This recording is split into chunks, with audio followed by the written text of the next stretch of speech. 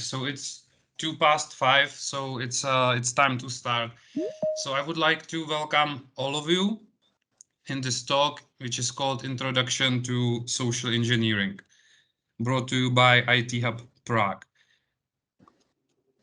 Okay, short information about me. I have approximately 15 years of experience in IT security. It's mostly web application infrastructure and mobile application hacking. From time to time, I write some malware. I'm amateur lockpicker and passionate social engineer. Last 8 years, I have been working for NN, back then still called ING, and I started as a pen tester who switched to Red Team approximately 2 years ago. In my spare time, I usually do just a little bit more hacking, and when not hacking, I actually enjoy playing some console or computer games. So what we are going to discuss today, we have kind of huge agenda, so let's get straight to it. We will talk about OSINT, about communication profiles, rapport, pretexting, elicitation, influence and manipulation, and last one, nonverbals. So this is a warning for you. The techniques which are going to be shown, they actually do work if applied correctly. So please don't use them to cause harm. Just be good, okay? Thank you. Just some basic information about the presentation. So we could, on topic of social engineering, we could easily spend 5 full days. Unfortunately, we have limited time. We have 1 hour and 15 minutes and then 15 minutes for question. So we will just pick up the most important areas, at least those which I consider to be the most important ones, and we will touch those. Again, we won't really have time to go into the depth. We will only touch the surface. Main goal of this presentation is to raise awareness and to also equip you with skills which can help you improve your way of communication, stop attempts of manipulation and influence, and also read others' feelings just a little bit better. Some stories I'm going to share during this presentation are my own, others are someone else's experience, and some I just read somewhere. Okay, so let's start with OSINT. OSINT means open source intelligence, and that's basically the very first step during social engineering attack or during pen testing or red teaming. OSINT is the initial phase during which you actually collect all the relevant information about your target, and then later you use all those information you have learned to plan the later phase of the attack. So more time you spend with OSINT in general, higher are the chances that your hack later will be successful. It's very important discipline. OSINT, it has many usage. You can use it for various things. I would just name a few. For example, finding usernames, emails, and passwords. Maybe map a terrain if you are planning a physical breach and you can't travel there in advance. Maybe you can use Google Maps and stuff like that. You can use it to discover someone's habits. Maybe does someone go every morning for a coffee somewhere, to Starbucks maybe, or somewhere else. And you can also use it to discover external partners and suppliers your target works with. This is actually a pretty good point, and we will touch it a bit later. The important point to remember here is that more information you give away in the internet, be it social networks, your own personal blog post, whatever you name it, you make OSINT easier for an attacker, because obviously then it's a much more easier for bad guys to find that information about you. And I will just show you a quick example of how OSINT can look like. So let me just open Internet Explorer here, and let's just say that I want to physically breach into IT Hub building. Why not, right? Let's take us as a target. So IT Hub, Google knows where we are. And let's just see one use case, how you can potentially use Google Maps to actually map a terrain. So you can just take this little yellow guy right here and drop it somewhere, for example here. And you can already have an idea how the entrance to our offices look like. If you are a really bad guy, one of the things you will definitely look for are cameras, right? Because you want to know where are the places you shouldn't look at. So maybe we can just zoom and look for some cameras. Well, I can't really see many of them, but okay, there is one here for sure, and there will be probably other cameras maybe somewhere here hiding behind the trees. So another information you can get just by looking at this picture is that here is the main entrance, here is the reception desk, and then probably you can either go left or right, and you potentially might need to present your access card. So you can see some doors here, so maybe if you can breach those, you can completely avoid interacting with the guys sitting here. Maybe you can even guess what's the card system here, which is being used. So this is how you can do a little bit of physical recon. Let's get back, and we can continue the exploration. Maybe I can drop it here. Okay, so this is where we were looking from. This is the place we are standing, and we can actually go around the whole building. So what we can see here, right here, it seems like the entry into garage, which again might be useful for you, because if you don't want to go, so to say, directly through the main gate, you actually maybe tailgate someone, and when someone is parking the car, you can just follow him and maybe get into the garage right like that, and then you might proceed to the next part of the building. What's Not here? working anymore. Not working anymore. Well, No. maybe used to. So, Used to, yes. so next thing here is that here we have additional entrance, maybe. So if you take a look at it, maybe this entrance is not really protected by security. Maybe there are no like people you have to interact with. So maybe this at the end might be a better entry point, so to say. So this is just an example how you can use it. Maybe we can just go through the building like that and check it from the other side. And again, you can continue mapping of the terrain. Maybe you will discover more cameras. Okay, there are two of them. You know, this balcony is a little bit high, but if it was lower, maybe you can just jump on it from the fence. So this is one way how you can utilize OSINT in order to map a terrain. Another thing, let's just go back, and let's just say that you want to execute a phishing attack, because that's quite popular, I have heard. So uh, by looking at the map, we might actually find a good pretext. We will get into it, what pretext means in a few slides. So if you look at this part of the map, you can actually see that there are some hotels around. That's fair enough. But there is one particular icon which could catch our attention, and this is this one, Cafe Allegre, because many people, they do like a coffee. Some people drink less, some drink more, well, some not at all. It doesn't really matter. I'm pretty sure if you look at it, it's just literally across the street. So I'm pretty sure that few people from IT Hub actually go for coffee to this shop. So one idea for phishing campaign might be that you just, click here, you visit the web page, and you can just copy the logo from here, and you can come up with a phishing campaign saying, okay, we have a new event coming. If you click this link for next coffee you buy, you will receive 80% discount, for example, right? So, and then chances are, of course, much higher that someone who actually goes there and likes coffee will click the link, hoping to get almost free coffee, than if you would just send out something completely random saying, hey, please click this link. Also, this is another tip. If you want to know how official email communication from some website looks like, that email, do they have a logo somewhere? What's the signature? What font do they use? You can either sign in, create your account, or sign up for a newsletter, and then just wait till they send out either confirmation of registration or that newsletter, and you can just, copy paste stuff from there and just change the text.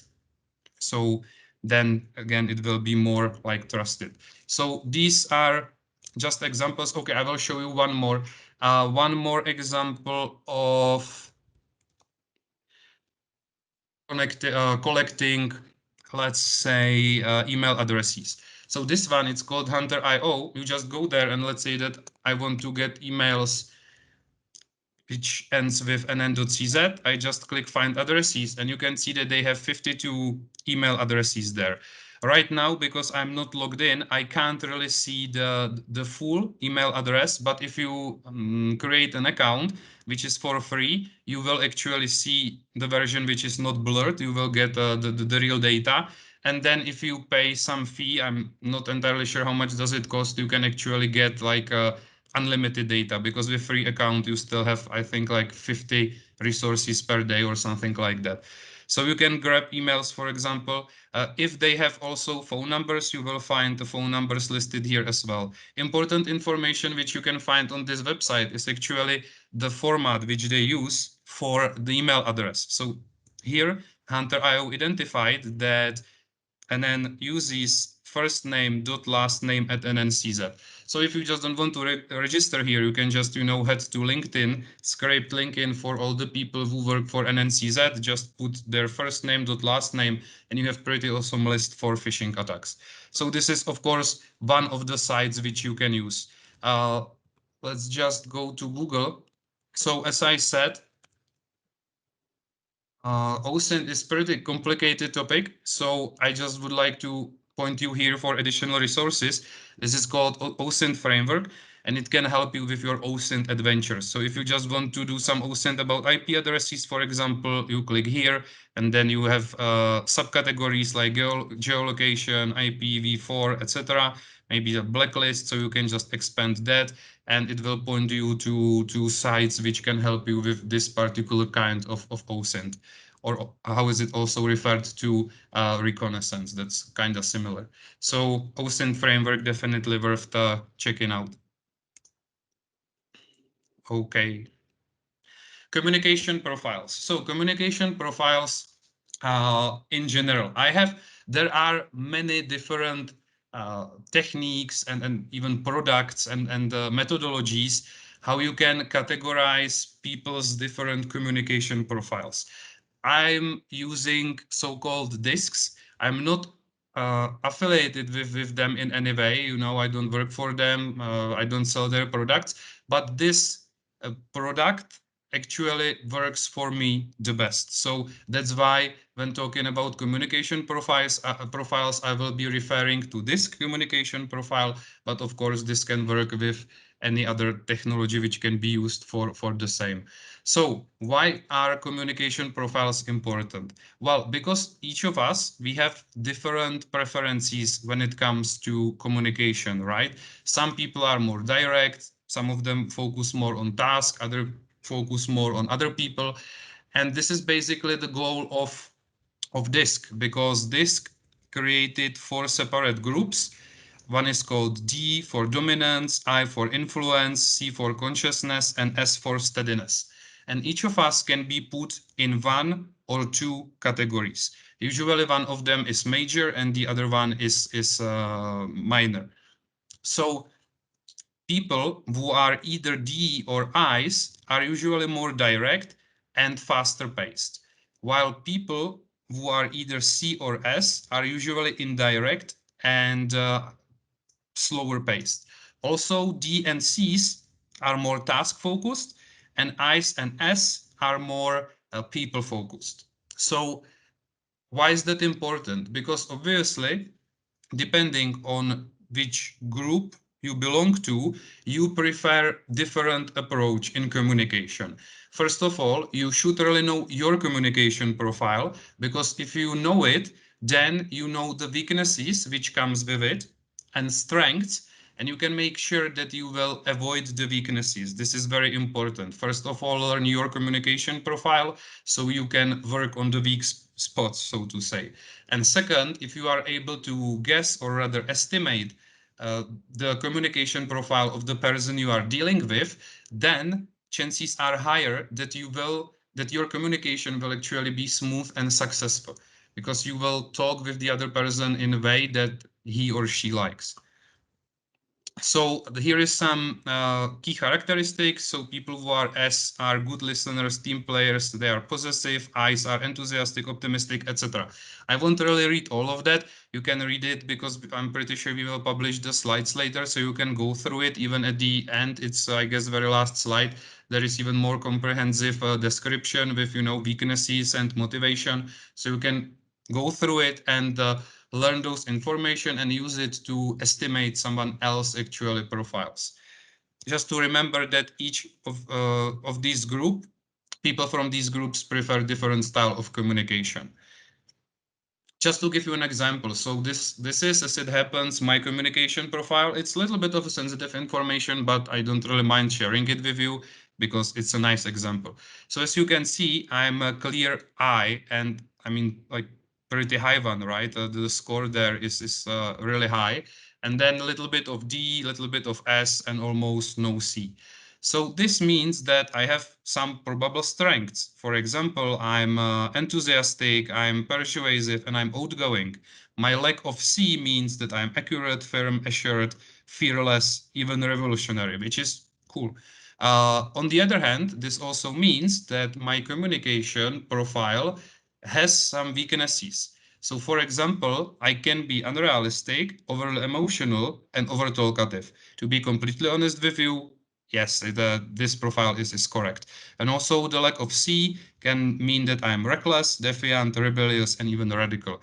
Well, thanks, Dano, if you are here that you know how to manage me, because it's not an easy task. Huh? So just to tell you a story, which is, by the way, a true story. So we have meetings with the other guys from the red team, and we actually discovered that our team meetings usually take much longer than we planned them for. And we were thinking, what's the reason behind that? And it didn't really take us that long to figure out what's the reason, because we actually have two eyes in the team. And as you can see, eyes are usually over talkative. So by knowing my communication profile, I can work on my weaknesses. And now when we have, these team meetings, I usually try really hard to not talk that much. So this is the advantage of knowing your weaknesses, because you can improve it. Right, so next slide is here. Okay, this this memo right here is of course not in the body of this email. It's just for the rules. So let's just what this says. On the left side here, you can see that this is email from D person, and on the right side is the email from I person. D person says, hey, is the presentation going to be ready tomorrow by 12? Kind regards, boss. The same email from I person. Hello, Tom. How are you doing today? And blah, blah, blah, blah, blah. You have two paragraphs. Then the third one. And at the very end of it is, can you make it by tomorrow 12? So this is basically pretty much the same sentence. Now I'm an I in communication profile. So if I receive such an email, I immediately start to question it. I'm thinking like, well, what's wrong with that guy? I mean, is he mad? Did I do something to offend him? Is he mad at me? Because this doesn't really feel normal for me, right? So on the other hand, this receiving email like this is exactly my cup of tea, because, well, email for me would most probably look like that. But because I'm aware of different communication profiles, I know that actually this doesn't mean that the other person is, mad or something. It just means that he is probably a D type. And if I go a little bit slides back, you can see that people who are D, they prefer direct communication and they are more task focused. Not really people focused, but task focused. So that's why this boss doesn't really, tell you all the chit chat around, and he goes just straight down to the business. And it's not because he doesn't care, he just more concentrates on getting the work done, let's say. So again, I will go a little bit back. So people who are D or I's prefer direct communication, which means that you can, for example, call them directly, and calling them is usually okay. On the other hand, if you are dealing with someone who is either C or S, you might prefer to use email, for example, because those people actually are accurate and analytical, and they prefer to have their time to actually do a little bit of research before making some decision. And this is important to realize. So lessons learned from this communication profiles is that you should remember that there is such a thing as a communication profiles, and that you should always tailor your communication in a way that it really fits the other person you are talking to. And also think about your communication profiles so you can avoid some mistakes in the future. Okay, rapport. This, So, I'm sorry to mhm. interrupt. We have a question from a guest, and it's what's the probability that you are correct when assigning someone to a type?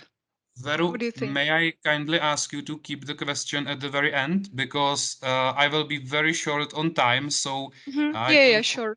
to answer the questions directly because then we are risking that I will lose the time for the presentation. But Hmm. please take a look at it, and I will definitely answer it by the end of presentation. Okay? Okay. Thank you very much, Veru. So, rapport. You might know you might not know what that word is actually because or at least me, I'm much more closer to the word trust, which is basically pretty much the same as rapport. So if you just are not sure what that is, rapport, trust, pretty much same thing. This is the fundamental part of social engineering attack because you first have to build a rapport with your target to increase the chances that the next steps, be it elicitation, pretexting, influence, whatever, that it will be successful. Good social engineer always starts with building a rapport. So how that works in reality? There is oxytocin, and it's crucial for us to know how oxytocin works. Basically, as soon as we start to build a rapport with someone, our body or brain will start to release oxytocin, and oxytocin in turn makes us more approachable and more friendly, so to say. This is like very easy explanation. Of course, there are much more impact, so to say, of oxytocin, but these two are what we care about from social engineering point of view. So just remember, building rapport means increasing level of oxytocin in your target, and that is a good thing for you. More oxytocin, higher chances that that person will do what you ask for. When you are building a rapport, or actually when you are going to engage in the conversation in the first place, everyone, consciously or unconsciously, might ask or will most probably ask four key questions. Who are you? What do you want? How long will it take? Are you a threat? And so, if you are about to open a conversation with someone, you should try your best to answer all those four questions as soon as possible. So let's just say that you are, somewhere in city, you want to start conversation with someone. So approach them and you can say, "Excuse me, hello, do you have a minute? I'm a tourist from Europe and I'm looking for a good steakhouse around." And like that, we already answered almost all of them. Who are you? Well, we are just the tourists. What do you want? We just want to know the good steakhouse location. How long will it take? This is important. Do you have a minute, as I said? And are you a threat? Well, we don't look like a threat, most probably. Also, we can help it by non-verbals, meaning that you will not have your hands in the pocket. You will just keep them out so the other person can see that you are actually not carrying any weapon or something like that. Also, one tip, never say, "Do you have a second?" when you are starting a conversation, because second just passed, so you are actually starting the conversation with lying, and this is really not a good thing, and not the good way how to start something. So always ask, do you have a minute, or do you have a 2 minutes, or something like that. Be reasonable with estimation. You also better not ask, do you have an hour, because that's like too long to ask a stranger, right? So be aware of extremes actually. So rapport building, very important one.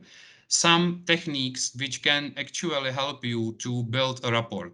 So there are some aspects of rapport building and then some techniques. I'm going to cover the tribe mentality. For tribe mentality, I have a video for you right here, which I'm going to play, hopefully. Okay, I will pause it for a second and I will just tell you what we are looking at. So there was an experiment, I think this one took place in Paris, and there is the same guy in both phases of this experiment. In this case, he looks like a homeless, or at least this was his goal, to pretend to be a homeless person. Then he will collapse to the ground, and we will just check how many people will stop by and help him. I will keep forwarding this video because it's quite lengthy and we don't have that much time.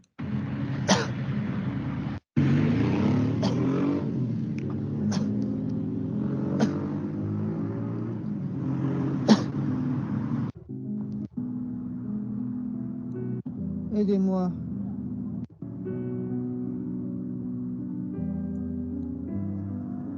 Mhm.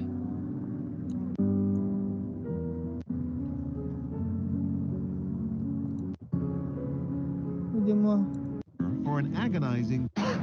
So what you could see in first half of that video is that that homeless person was just lying on the ground. People were passing by, and some even didn't look at him. Some looked at him, but he didn't even care. Now we have the same scenario, except the guy is dressed like a businessman, and let's check it now.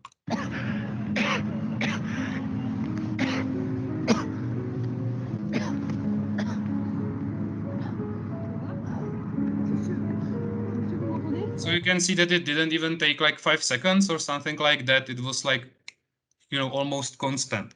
So why is that? It is because of tribe mentality. Because we usually, all of us, we are more keen, or we will more probably build a rapport or trust with someone who is from our tribe. So in the first case, that homeless person most probably wasn't from our tribe. He was from the tribe of homeless people who usually don't have money, they don't have much food, they don't have place where to live. On the other hand, all those other people were from the tribe of, you know, how to call them, average people like you and me. So we have a place to live, we have some money, and we have some food, right? So this is how the tribe mentality works. This is very often actually used and can be used very powerfully when you want to physically breach into a building. So you can, for example, inject yourself in a tribe of smokers, and that works very well. So if you know where is a smoking area, you can just go there, join the group of smokers there, say like, hi, I'm Paul, and I'm from a Polish office. Would you mind if I join for a cigarette? And then as soon as you say that and you see that you are actually smoking, then once you are done smoking and you are about to go back to the office, you can follow them, and chances are pretty high that they will not ask for your identification card or what's your surname or what's your business there, because from their point of view you are all from the same tribe, so they will trust you. Oxytocin, Rapport, and it goes. Some techniques which you can use to build that initial rapport. So sympathy or assistance theme. So people in general, of course, if you are at least from the same tribe, people in general want to help. So one of the most powerful sentences you can use as a social engineer is as simple as, "Could you please help me?" And trust me, you can really do almost the magic with this sentence. If you explicitly ask for a help, you really do have a high chance that people will help you. So ego suspension, this one is really important because we have an inner need, most of us, to correct someone when he says something obviously wrong, right? So yeah, if you are talking with someone and he or she says that Eiffel Tower is the highest building in the world, they are probably wrong, and you really feel the need to correct them. But don't do that when you are building a rapport, because in same way, people actually don't like that much being corrected by someone. So when you are building a rapport, suspect your ego and just let the other person talk and listen carefully. Validating others is also very powerful. That helps in building that trust between you. Just a fair warning: don't overdo it, right? So, for example, if you are in the bar and you are looking for a new girlfriend or boyfriend or whoever, you definitely don't want to come to a lady who you have never seen before and say immediately like, "You are the most beautiful woman I have ever seen," because you would come across as a creepy guy, that wouldn't really be validation. So how you validate the other person should be kind of in balance with the already existing amount of trust. So if you are just building that trust or rapport, you should validate with ease, you know, maybe compliment on nice dress she is wearing or anything, but just don't overdo it. Okay, and of course, non-verbals. Non-verbals are very important. We have a full actually chapter dedicated to it, so we will get to them and we will talk about them. No worries. So this is about a rapport. Now pretexting. Pretexting is a deal breaker when talking about the social engineering. This is a really very important part. What is pretexting? Pretexting is actually the role you are going to play during your during the execution of your social engineering attack. Pretext is actually what you are pretending that you are. So you remember on that, I will go a few slides back. In OSINT, I was saying that one of those things you can look for is external partners and suppliers, okay? And now we will see why. Let's say that you just want to break, again, let's take us as the target. You want to break into IT hub building. What you can do is that you can just park your car in front of the building, let's say at 5 a.m., and you can watch what sort of people are actually going there. So is there, you know, UPS delivery guy or some other delivery company? Maybe do they have some external IT support maybe? So, you know, what companies they are dealing with. Why would you care? Well, because imagine that you are doing this OSINT and you actually see that each day at 8:30 there is UPS delivery boy coming with some packages. You know, he goes to the floor when where IT hub is based, and then he goes back. So what your pretext how to physically breach into that building could be? Well, you could go to the reception and introduce yourself as a UPS delivery guy, and you could say, well, you know, my other colleague, Rob, he was already here like 30 minutes ago, but he forgot to deliver this important package. Could you please let me go to the third, fifth floor so I can deliver this package to Mr. Wilson? And you already have a high chance that they will actually let you go in because they are used that UPS guys are actually going there to fifth floor, right? Uh, okay, now you know what pretexting is. What you should be careful about, you always should try to look as authentic as possible. So if you are pretending that you are a C-level officer like CEO, then you definitely should not use the F word as every second word you say, right? Because they usually don't do it, at least not in public. So just in that case, watch your tongue. Also, if you are pretending that you are printer repairman, you probably should keep your 15,000 euros Rolex at home because, uh, well, people who fix printers usually don't wear 15,000 euros Rolex. So those are small things, but those small things are especially, or this can either make or break the social engineering gig you are working on. Professionals, they really do live their roles. And I even do know some people who actually live the role even at home, you know, and they really do it. So they just arrive home after work and say, okay, next week I'm going on a gig where I'm pretending to be a CEO of some company. So I will behave as CEO. They really want to have it right. Uh, and it's not an easy goal because, you know, you can't just walk anywhere and say, hi, I'm CEO. That probably wouldn't really make it look trusted and you would come around as fake and the whole thing would just fail utterly. So you really want to prepare. The super great example of pretexting is I assume that all of you on this call, you have seen some movie, right? When I was quite younger, I saw a movie Gladiator. I don't know if you know that one, but there is that actor who is called Joaquin Phoenix, and he actually played a very bad guy, so to say, in the Gladiator movie. And although I really love Joaquin Phoenix, how he played Joker was just fabulous. That was really great. But after seeing him in the Gladiator, I actually couldn't watch any of his movies for like 4 or 5 years because I just hated him so much. And that was excellent performance from his side because I actually believed him. He was playing so well that I actually believed that he would kill his sister, right? So I really hated that guy.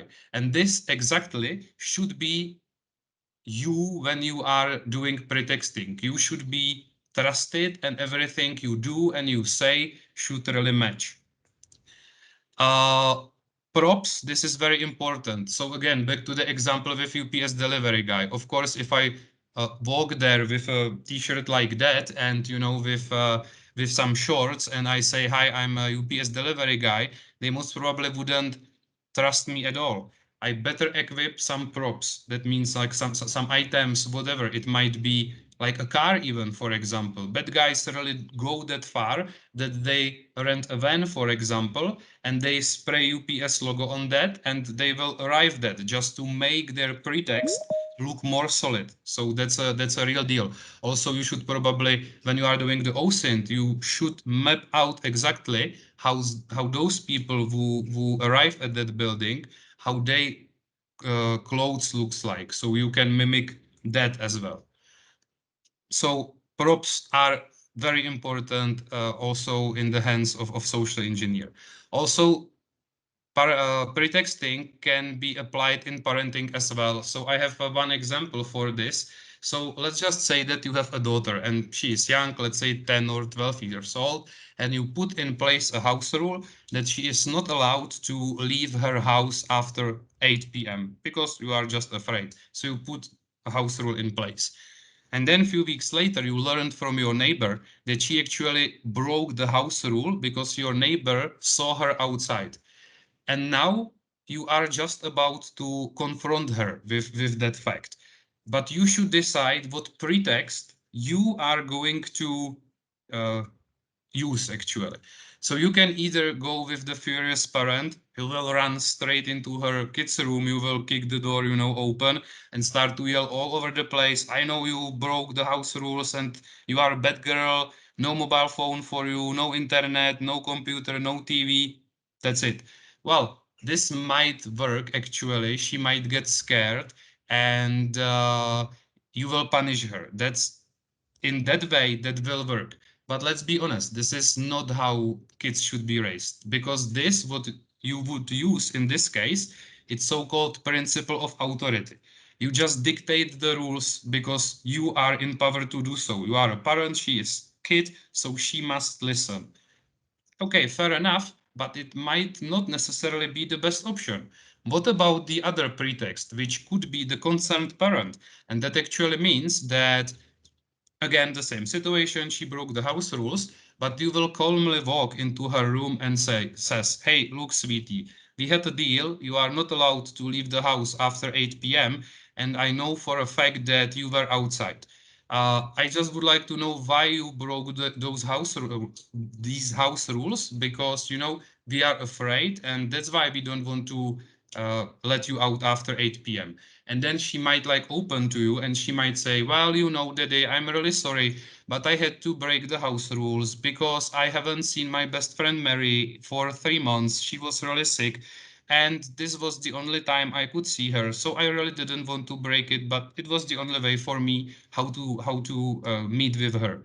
So you already have one benefit of concerned parent. You actually know the reason, right? You wouldn't know that as a furious parent. And you can offer her an alternate solution. You can say, okay, sweetie, I understand, but you must, follow the house rules.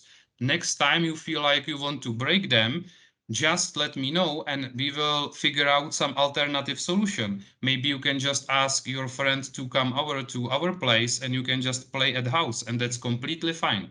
So you offer her alternative approach, and that's how you even further minimize the risks that she will do it again in future. So being a concerned parent, pretext in this case, is much more beneficial. By the way, there was a study for this, so there is a science behind that, and the science says, I don't know what's the word for that in English, but those that institution, that place, house where they put kids who break a law but are younger than 18 years old. Okay, so I know how to say it in Czech, but I don't know the English word. So In such an institution, they did a study. For 1 year, they were only using a principle of authority, meaning that they were just setting the rules all over the place, saying you are allowed to do this, you are not allowed to do that. During that year, there were more than 300 cases of people breaking the rules. Next year, they took a different approach and they explained every rule to kids before putting them in place, meaning they said, okay, we are going to introduce this rule and you should follow it because this and this reason. And that year, when they introduced this change, the number of incidents, so to say, dropped below 10. It was like 9 cases. So based on those numbers, you can actually see that it works. And I mean, of course, it's much easier as a parent just to use authority principle because it usually works and it's easy, but just be aware that it can possibly corrupt the relationship with your kids. So pretexting applies in social engineering for sure, but you also should think about your pretext in your daily life. Okay, elicitation. So what is an elicitation? It actually is a process of extracting sensitive information during a casual conversation. Why in quotes or in brackets? Because the information don't necessarily have to be sensitive, or maybe it might be valuable for you as an attacker, but the other person you are trying to social engineer, for him or her, it might not be really a sensitive information. So if performed well, it really feels natural. That means that if a really skilled social engineer is doing that, it will just really feel like an average conversation most of you have every day, you know, when going for lunch, going to buy coffee, or just do your daily shopping, whatever. Uh, During elicitation, there are 4 types of questions which you can use. I will just briefly talk about close-ended and open-ended because these are rather important. So, close-ended questions. You don't really want to use them because, as the name suggests, they actually don't really leave a lot of power in the hands of the other person, meaning that close-ended questions are used if you want to move a conversation to a certain direction. On the other hand, open-ended questions are much better. These are questions which can't be answered with simple yes or no questions answers. Sorry. So this usually require like more words, so to say, and they usually more like boost the conversation, so to say. Again, you can also use it in parenting because uh, usually, at least from what I have heard, is that parents usually have a problems talking, for example, with kids about school.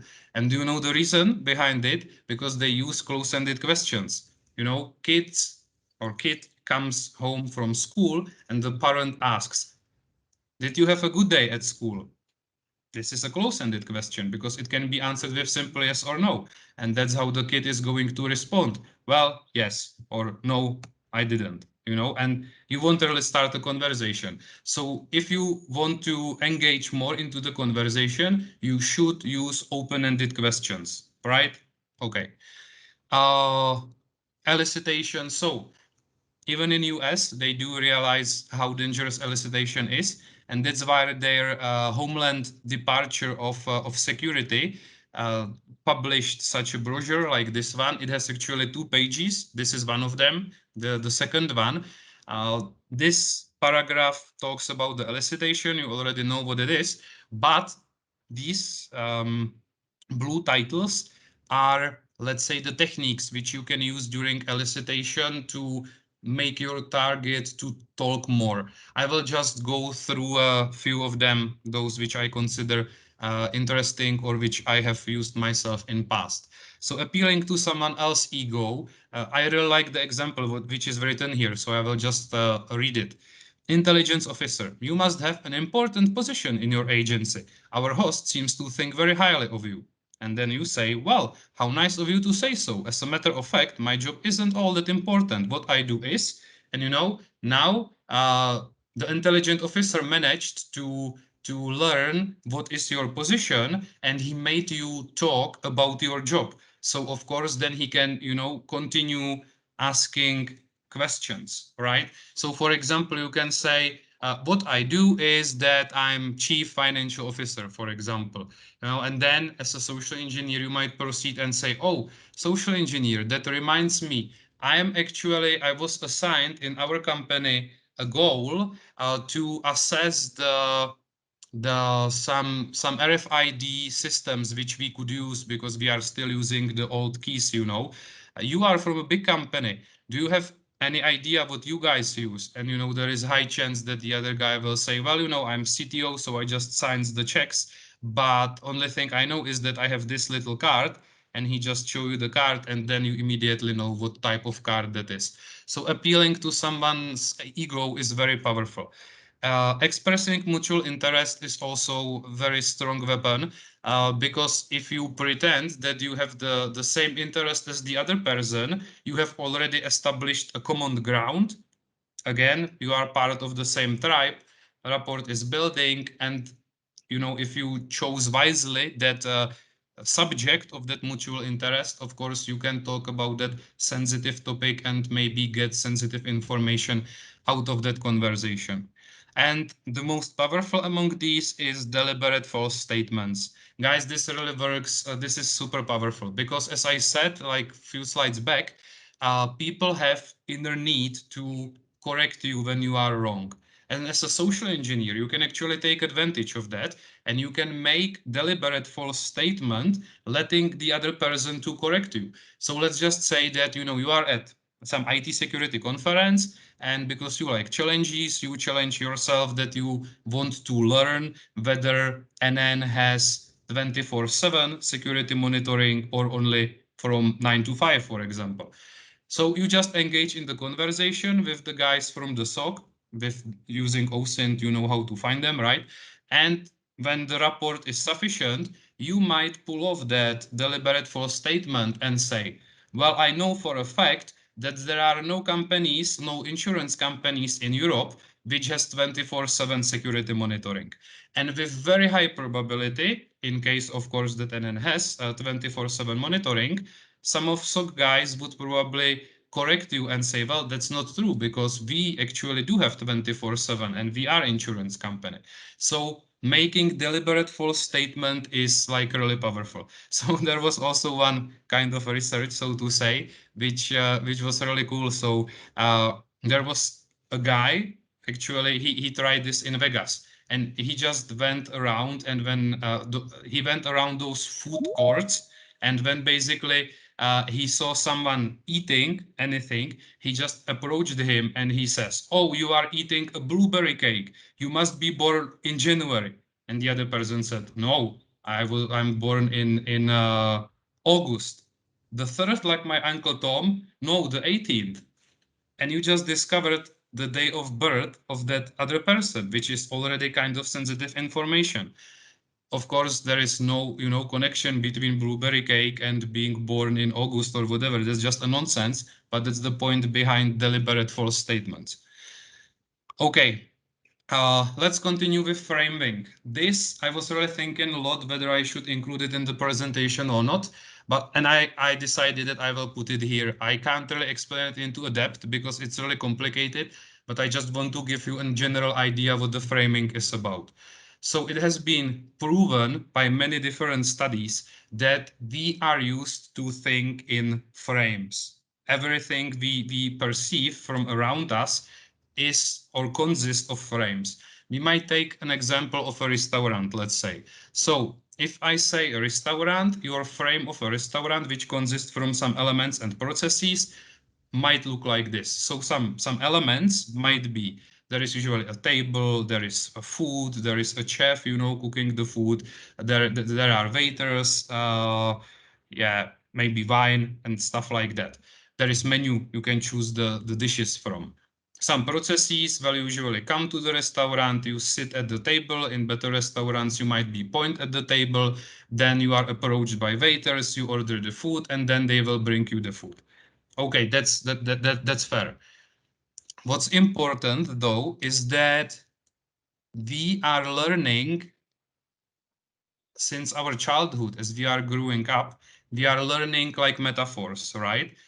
And let's just say that when you are a small kid, you see that your mom is pouring water into a glass and you see it day after day. And there are two parts in your brain which gets activated in same time, one for quantity and other for verticality. And your brain very soon learns that more quantity, the higher is the level of water. And this is how metaphors are created. So, for example, when you say prices are going through the roof, and this is exactly how I described that. This is why we actually are able to understand metaphors, because when we were small kids, we actually learned those things by listening or just watching others. And by time you are 6 or 7, you have already learned like more than 300 or 400 of them. You might ask now, well, why are you talking about that? What does it have to do with social engineering? The important part of this is that, as I was talking about metaphors, and about that seeing your mom, pouring water into a glass every single day. So there are that two parts of the brain getting activated each and every day. One for quantity, other for verticality. And because they get activated so often, it actually creates a physical circuit in your brain. Seriously, like physical circuit in your brain, which means that if something activates that one thing, might be verticality, immediately that other part of your brain, quantity, also goes, wild, it goes active. And why I'm saying all of this? Because if you can choose the words you are saying properly, you can wake up certain emotions, which you want, of course, in your target. And this is so powerful if you guys can master it. And this is exactly the proof of something. Sometimes it's more important how you say something than what you are actually saying. So just the most important lessons here is that uh, by carefully selecting words, we can invoke a frame inside someone's mind. And this is what skilled social engineers use a lot. Fair warning, negating the frame invokes the frame. This is actually area where many junior social engineers do mistakes very often. Let's just say that they try to physically breach into a building and they are talking with IT security guards. They are, talking about their pretext, the way why they are there, and then they all of a sudden say, I'm not here to break into the building, And if you negate the frame, you actually immediately invokes it. So never negate something because you will invoke that. So if you say I'm not a crook, for example, or I'm not a thief, I'm not trying to rob you, immediately the other person will think that you are actually about to rob them. So be careful with negating frames in general. Don't do that. Another proof of framing. So right here, you can see that we have two pictures of meat, right? On one meat, although they are completely identical, two same pictures, one says that it's 80% lean, the other says 20% fat. Guess which will get sell. Guess which will sell more. Well, for sure it's this one because it says 80% lean. But actually, if you think about it, I mean, this is completely the same thing because it actually means that this also has 20% fat. But it's about how you frame things. Uh, just to give you a science behind that. So there was an experiment carried out by Tversky and Kahneman, and they had a group of students or participants rather, and they gave them two different set of questions. First one was framed in positive way. The story behind it was so 600 people are sick and you have a different way how to treat them, and they should decide whether they want to go for treatment A or treatment B. Treatment A in positive framing was you can save 200 lives. Treatment B, a 33% chance of saving all 600 people, 66% possibility of saving no one. And then the negative framing 400 people will die, and treatment B, 33 chance that no people will die, 66% probability that all 600 will die. Now, if you look closely, again, treatment A and treatment B, they are identical, right? Because save 200 people means that 400 will actually die, right? And this percentage here is also the same. And now the interesting observation they actually made. Treatment A was chosen by 72% of participants when it was presented with a positive framing, saves 200 lives, dropping to only 22% when the same choice was presented with negative framing. So hopefully now you already understand what I meant and why I decided to put framing into this presentation, because how you frame things, how you select the words you are saying, this can also make or break the social engineering gig. And not only social engineering, right? The same is in everyday life. Okay, influence and manipulation. Our favorite Mr. Yoda here. Let's just let me say something straight. Influence is good, manipulation is bad. Don't use manipulation like ever. What's the difference? If you use influence, then you actually put a victim into position that he or she wants to do something. They do certain action or they tell you an information because they want, right? You build a rapport, then you use some influence technique which makes them to want to tell you. On the other hand, excuse me, on the other hand, manipulation forces victims into doing an action, completely ignoring whether they want to do it or not. They usually, do it from the fear.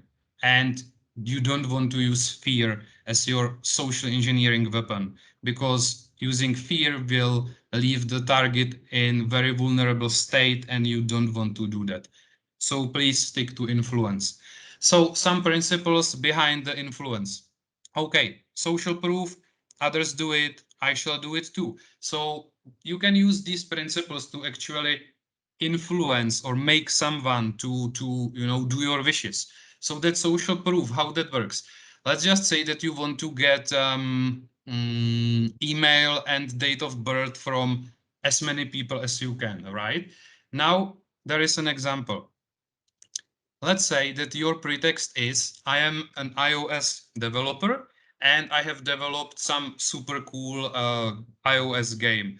You just take your iPad or whatever and you go to some food court, you sit there and you ask people who are passing by, okay, do you want to play my super new game? And if they say yes, you just say, okay, you have to fill in the date of birth and your email address and you can play the game. And then you, of course, are wondering what their feedback is. If you do it like that, chances are kind of low that someone actually says, okay, I'm in and I'm going to play this game. On the other hand, if you ask 3 or 4 of your friends to go there with you and to form a queue so that it looks that other people are interested to play, then you will be really surprised to see the result, because many other people will actually join too, and they would love to play the game as well because of social proof. Other people do it, they want to play the game, it must be superb, so they want to have the same experience. In this spirit, there was actually a study in United States, kind of funny one. So they basically took like 4 or 5 people and they just stared straight up to some skyscraper. And there was like really nothing to see. They were just staring at one point. And people passing by actually stopped and stared at the same place. And more people was staying there and staring. More, people who were passing by paused for a second or for a minute, and they actually were also looking at the same place, even for 5 minutes, although there was nothing to see. And funny thing is that some people actually, when they were asked later, they claimed that they saw there something, although there was nothing to see. So social proof, very powerful one. Scarcity. Also, and you can use this one, you can see this one being used a lot in marketing, right? So because if something is limited, it must be good and you have to get it. So if you recall that example I gave you during an OSINT section, I actually told you that we could prepare the phishing campaign claiming that we are from that Café Alegre and we are sending that coupon. If you really want to use influence in that email, there is nothing easier than just put there a sentence says, this offer applies to only first 10 people who register. And immediately you have used the principle of scarcity, because then if someone receives the email, he sees, oh, it's limited, only 10 persons, I really should register soon, right? So scarcity is important one. Then consistency also. Why this works? Because we kinda tend to connect consistency with professionalism. So once you make your target say yes, then chances are higher that that person will keep on saying yes because he or she just wants to keep that image of consistency. So let's just say that you receive a call from someone who claims that is from dog shelter, for example, and he says, do you agree that, you know, left dogs is a bad thing and we must take care of them? And of course you say, yes, I do agree. And then the question, will you donate some money to us? And chances are higher, because you said yes to the initial question, that you will actually keep saying yes. Because I mean, you said we should help to abandon dogs. And then if you are asked to donate money, well, you just should not go back on your word, right? So this is the consistency. A quid pro quo is also very powerful. That actually means something for something. So how that works, you can either offer, for example, some seemingly interesting or sensitive information, and then chances are very high that the person you are interacting with will actually also give you back something interesting or sensitive. That's how we work, something for something, because if someone shares something interesting with us, we also we kind of feel in depth, and we want to compensate for that, right? So yeah, okay. Let's just proceed to next slide. Non-verbals. Non-verbals are very important during day-to-day life as well as during social engineering. They can help you all the way through rapport building, through elicitation and influence. So some use cases of non-verbals. You should learn how to express basic emotions, because that is important. And you can use knowledge of nonverbals to read someone else's emotions, which is also like very important. So just a little bit of additional science, so to say, it has been proven many times that we have neurons in our body which are actually responsible for adapting the same mood as we see in the other person we are dealing with. So if you just, you know, enter the room and there is like 20 people and all of them are crying, you will probably start to cry soon as well, although you have no reason, and that's a fact. So you can actually use it in social engineering if in clever way, right? So if you, for example, want to so to say bypass the receptionist, so she lets you, you know, into some secured area, you can pretend a sadness in your face. You can use nonverbals to, you know, my sister told me that I really can't show it, but well, so you can use sadness, because if you look sad, the other person will also sooner or later start to feel a little bit of sadness, which then in turns will lead into empathy, and she will eventually want to help you. Okay, knowledge of nonverbals can be also used to guess whether someone is lying or not. Now, if I may, I would like to destroy one myth which is out there. The myth is that if you are not looking straight into the eyes of the other person when having a conversation, you are a liar.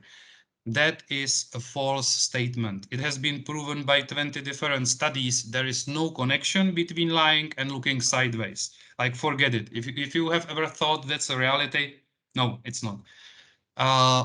All you need is not love, sorry Beatles, not this time, but it's a baseline. Why is a baseline important in this case? Because it is the derivation from the baseline which can tell you whether the other person is lying or not. How does that work?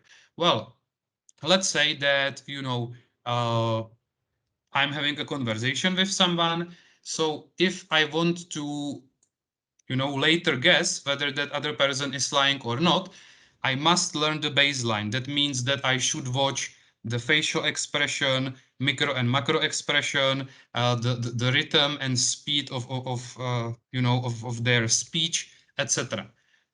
This is called baseline, how the person basically behaves, talks, etc. during the casual conversation when they have no reason to lie. And as soon as you have your baseline, then you can start to ask like more sensitive questions, so to say. And then those derivation from the baseline is what could be an indicator of deception. So for example, let's say that I'm talking to someone and the other person, is talking really slow the whole time, because some people, in general, they prefer to just talk a little bit slower. For the 5 minutes, he's talking slow. Then I ask him a question and he says no, and immediately he starts to speak so super fast, almost like he's from New York, So this derivation could be indicator of deception.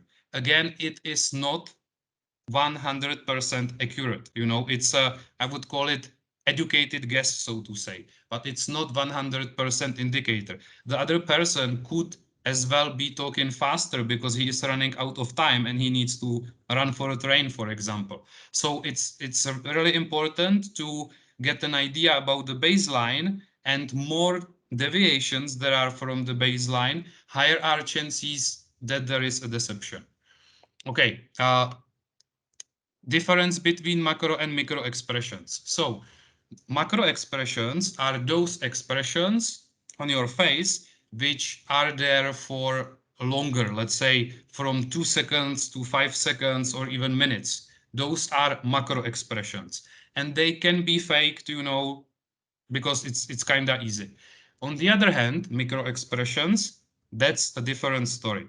Micro expressions, they usually last for like 1/10 or 1/15 of second. So like it's super fast. You must have trained eye to really catch it. But what's good about micro expressions is that they cannot really be faked. And that's why you can use micro expressions to learn other people emotions. There are 7 basic emotions: surprise, happiness, sadness, fear, disgust, contempt, anger. I will just very quickly run through them. By the way, here I would like to thank my sister and my girlfriend, who are actually kind enough to make those, well, to help me make those pictures. So surprise, you can see eyes wide open, mouth is to O shape. When someone is surprised, mouth is very often in O shape. Anger, you can see that eyebrow can be frown sometimes, but sometimes not. You can see that my sister here is obviously very angry, but she's not frowning at all. But she has her lips like sucked in a bit. That's how you can also see an anger on some people. Happiness, well, I guess we don't really need to comment on that one. This is so nice emotion, So yeah, it's just great to look at that picture. Sadness, okay, sadness is a sad emotion. Of course, if well, doesn't matter. One of the sign is that the eye shields are usually lowered a bit, and sometimes even the corners of the mouth are dropped down. Contempt. This is very negative emotion, and it's also one of those emotions where only one emotion, where only one part of your face, actually the corner of the mouth, is lifted. Like. So this is a contempt. The lip here, the lip here. So if you are, walking in the bar and you are looking for new friends and you approach someone and you see for 1/10 of a second this, just keep walking, because yeah, well, that will not be a good relationship. Disgust, this is again a negative emotion. Usually the nose is the good indicator. You don't really open your nose like wide open, you more like shrink it like that. Like you can see it on my sister's face right here, that the nose is, to prevent or minimize the airflow, because someone, something smells really bad, so you want to prevent that smell from getting to your nose. So disgust. And fear. Fear is very similar to surprise in a way. Also eyes wide open, but when you are scared, when you feel fear, the lips are not like O-shaped, but they are more like, like back, pulled back. So let me play you a few videos. We still have 2 minutes. So I have videos of you, some videos which I still would like to show you. So this is Barack Obama, and he has a speech in Congress, I guess. Just please watch carefully. You can see the time here, and I will pause the video at 13th second. Watch it. Claim that our reform efforts would ensure illegal immigrants. This too is false. The reforms I'm proposing would not apply to those who are here illegally. You heard it. Someone from the audience called you are a liar. And here you can exactly see the emotion. Look at this lady, O-shape, open eyes. She is obviously surprised. And look at Biden. He is just mad, He sucked in. You can't almost see the lips, He's like, he is like really, really, really in bad mood. But the funny thing is, I will play it again. Watch Obama's face. The reforms I'm proposing would not apply to those who are here illegally. You see, he didn't move a single muscle in his face. That's why I'm pretty sure he had some, micro and macro expression training, because he can really control it. But keep on watching. Did you saw this elbow, what it did? So your true emotions will always go out somehow. And in case of Barack, that was this elbow movement, he pushed away the thing he didn't like. So it's towards the place where that scream "you are a liar" came from. So he is pushing it. So although he doesn't really give you an idea about his true emotions in his face, those who are here illegally. watch the elbow. You see, so this is how you can see that he probably is also, well, let's say, not happy. And this video is also cool. So reporter, during the live interview, and there is a gentleman coming from behind who wants to appear on news as well. Paris, they're looking at Rome, and they're looking at Hamburg, Germany for 2024. And it's likely one of those international cities might...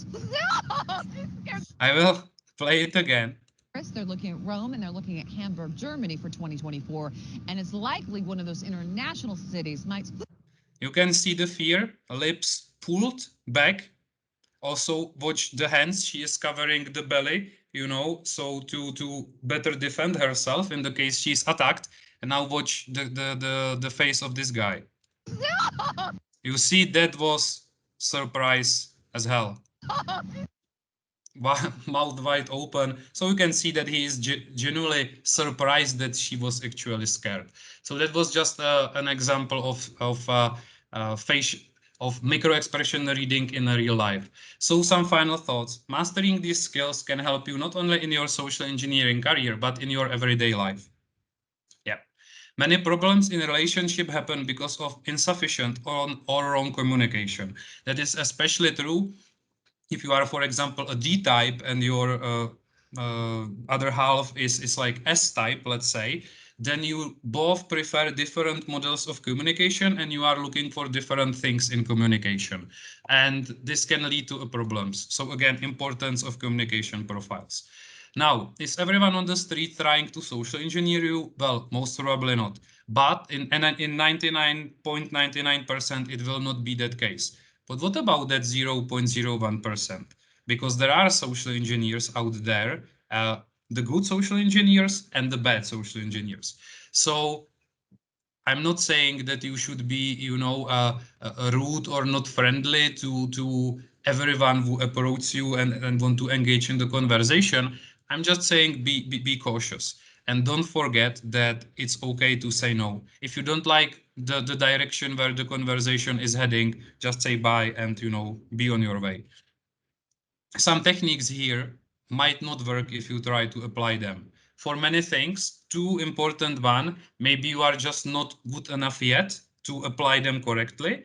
Second of all, maybe your target isn't really vulnerable. Some people can be trained in, influence and manipulation principles, or they just are not really vulnerable to that particular technique you have decided to use. So it will not work in every case. So, do you like what I do or what we do in IT Hub? If yes, well, we would love to have you in a team. Just by the way, we have 4 positions open. Well, actually, a bit more, but these are like security related positions. So we are looking for CM engineer, for junior and medior security analysts and penetration tester and vulnerability analyst junior.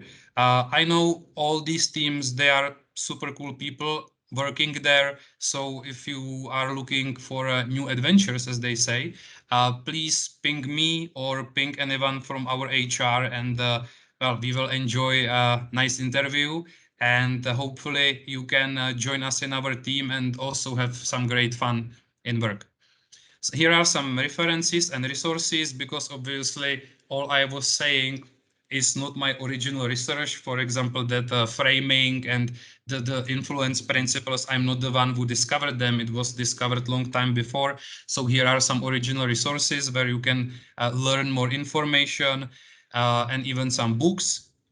Here is the complete overview, or well, not complete, but a more complex overview of the communication profiles, what are the weaknesses and how those people are motivated. So feel free to ask anything. I will answer as much as NDAs allows. Before we do that, give me a second, because when you were registering for this workshop, you had an option to put your questions there directly.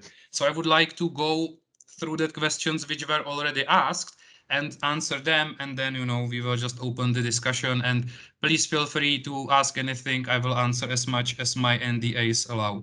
So first question, how often do you use it in your red team engagement? Is it always you who does the real work, as there is a big difference between knowing it and being able to use it? If somebody is heavy introvert, she won't be the greatest social engineer. Okay, so how often do you use it in your red team engagement? Well, that's a little bit of sensitive information, but let's just say that we as an internal red team fully adopt the widespread opinion that red teams should utilize social engineering. So definitely, if you work in a red team or you are a consultant, you should be thinking about using social engineering as well, because it's still one of the most relevant attack vectors which is used to breach into companies. For the second part of that question, it's true that if you are a heavy introvert, and especially heavy, that it's harder for you. But I can't agree with statement that he or she won't be the greatest social engineer. The thing is that everything, and especially social engineering, is just about practicing. And of course, you should start small. If you are heavy introvert, you just can't go straight for your first social engineering gig and hope you will engage in awesome elicitation, and get all the sensitive information on first try. You should start by setting small goals for yourself and following those. And the goals might be super easy. It might be as simple as, okay, today I will go out and I will talk to 5 strangers. Just start the conversation with the strangers. It might be very hard for heavy introvert, but if you don't try, you won't improve. Once you start to feel comfortable engaging in conversation with someone, you might step up the game and you might say, okay, my next goal is to start the conversation, and then maybe my goal is to get their full name somewhere in the conversation. And as you progress more and more with the training, you will very soon learn that even as a heavy introvert, all of the sudden you are able to talk with other people. I'm not saying it's easy. I'm not saying it's fast. I'm just saying it's a doable. Although it's challenging, I do agree. And obviously, someone who is an extrovert, on the other hand, might have much like easier job here. But extroverts also need to practice a lot. Next question. What is the disadvantage of URL shorteners? What is your favorite method how to set answers to questions helping you in case of forgetting password? So disadvantage of URL shorteners were from average user point of view, the disadvantage is clear. You don't know where you are clicking, right? It might be like masked cross-site scripting attack or CSRF attack. It might be some hidden phishing and things like that. So I never actually open URL, well, links which point to URL shorteners in the environment I care about. I do have dedicated VM machine, or I just switch to Linux and I use wget to just see where it points to. What is your favorite method how to set answers to question helping you in case forgetting password? Uh, I don't remember a single answer to any security question. I just don't use it because, I mean, we talked about OSINT. It's so possible to find so much information about you and your friends online that I just don't trust security questions at all. What I do, if they are required, in general, I use KeePass as my password manager. So I just generate, like 40 characters random string, which I place as the answer to that security question. Then I don't have to be scared that, someone who is good social engineer and is good in OSINT can find that information and hijack my account. Third question, who are the most common cyber pickpockets of today and how do they operate? Well, cyber pickpockets it's hard to define in the first place, but if we would perceive this pickpockets as people who use like social engineering in any way, I mean, there are so many of them. You have different APTs like advanced persistent threats. I have a link somewhere. Yes. So if you are interested, there is, for example, this FireEye, which kind of tries to keep an eye on those different APTs which actually do operate. So you can check various APTs here, and you can read basic overview, attack vectors, so whether they use phishing or physical breach or stuff like that. And I would say that it's important to distinguish between the skill set of those cyber pickpockets, because you have let's say not so skilled social engineers who usually use phishing still in the same way as it was like 20 years ago. It was called Nigerian Prince. So they just send the email saying, hey, I will give you 1 million if you send me $10,000 first. Unfortunately, there are still people who can, fall for that trap, although it's already 2021, but it still works.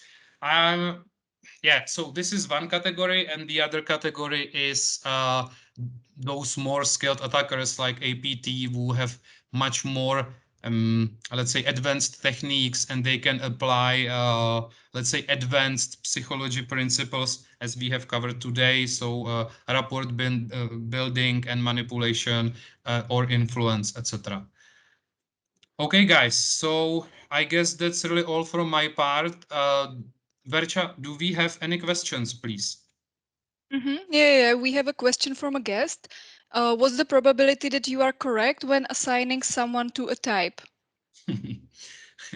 Well, that's very hard to answer. So I can recognize the D person and C person because I'm kinda sensitive, so to say, to their key characteristic behavior. So my success rate with these two groups is kind of good. But I would say that the principle here to estimate someone else's communication profile is the same as with every other activity. More you train, better you get, and more you will improve your final success rate, so to say. One thing I would like to mention is don't worry too much about being wrong. I mean, you can't really make a fatal mistake with this. I mean, in worst case, the communication will not be so smooth because your estimation is wrong. So you are maybe using a wrong way, but it doesn't mean that will necessarily fail, right? On top of that, if you spot, you engage into the conversation and you have the conversation for a minute and you just feel that it's not there, it's not how you thought it would be. So maybe this is the signal that you was wrong with your estimation and you should rethink it. I hope that answers the question. Then we only have a saying from Matouš that street scammers are basically social engineers. So he would say that much more than 0.01% actually. And he asked like where this 99.9% came. But Marek actually explained that maybe the rhetorical educated guess. Yeah, this number didn't really come from anything else, just my mind. It was more just to illustrate the point. So please don't take it like literally, the numbers here. It was more about showing the point that most people you are dealing with are not malicious. But there is a chance that some number of people you are interacting with are actually malicious. Okay, maybe if there are no more questions, we still have 2 minutes. Yeah, So there are. We have two okay. more questions. Mhm. If you've read The Art of Deception by Kevin Mitnick. Yes, but I was really small back then. I don't remember much from that book. I was like 14, 15, something like that. It's kind of old book, right? And the second question, why did you approach the presentation in teaching us how to social engineer instead of how to protect ourselves from a scammer? Well, because I basically do believe that's the same thing. Because now you know the techniques which bad guys are using, so you should be able to spot those techniques if they are applied against you. And that's the point. That's, for example, the same, sorry, we also do, and back on the important slide, we also do travel a lot and we teach developers how to do secure coding. And when we have those classes, we also teach them how to find, for example, SQL injection and how to exploit SQL injection. And you might have a question, well, why do you learn developers or teach developers how to hack, The answer is the same. They should be aware of the threats, so they know the pattern, they know the risk, and they can spot the vulnerability next time they are just about to write a vulnerable code. Hope that answers the question. And we have no more questions. Perfect. Vercha, what do you think? Do you have time for one last video or not really? Yeah, I think we have time. Okay, don't worry, guys. Don't leave just yet. This is just for fun. Just a short backstory about this. I don't know if you have heard. This guy is called Guy Goma. Like his name is Guy, and that was a funny story. So he actually came for a job interview to BBC, I think, and there was two situations going on. So they were waiting for him for an interview as an IT technician, and in same time they were waiting for some director from Apple who should talk about his opinions about downloading of music. And why is this video like funny? Because you can see almost all the emotions in his face once he learns that he was mistaken, because he just arrived at the reception and he said, hey, I'm here for the interview. And they thought that it's for the TV interview and not the job interview. So once he learned that he is actually somewhere where he is not supposed to be, I will just pause you his face, and it's just pure gold. Hello, yes, thank you very much. In technology, CUNY is the growth of Sorry, music I will online. put it here. Guy CUNY. And Well, the judge in the case, as we've heard, has just ruled in favour of Apple Core. That's the record label. So what does this all mean for the industry and the growth of music online? Well, Guy CUNY is the editor of the technology website News Wireless. Hello, good morning to you. Good morning.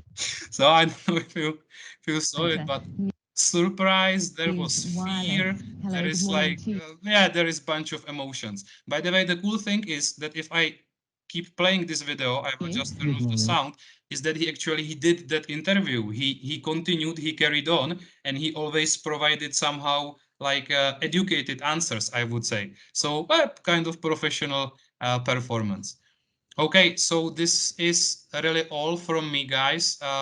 If there are no more questions, I would like to say thank you very much to each and every one of you for joining this presentation. Appreciated that you dedicated your time to us. I hope you enjoyed the talk, and maybe that you even learned something new and maybe even important, and that you can use that knowledge in your daily life. You can reach me on Twitter, email, or anyone from our HR if you, of course, want to join our team. And I would close this session for now. Have a great day. Pleasure to talk to you. Bye-bye.